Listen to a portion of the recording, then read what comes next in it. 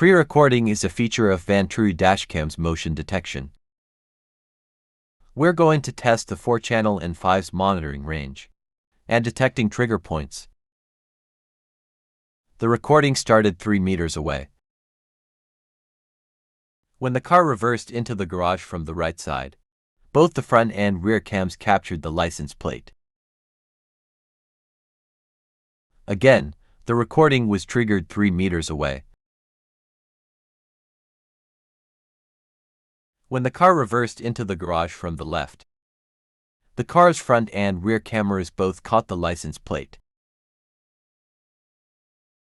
A person entered the monitoring range and existed.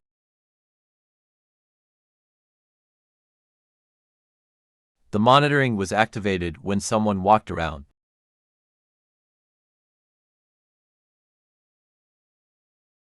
or opened the front or back door on one side of the car.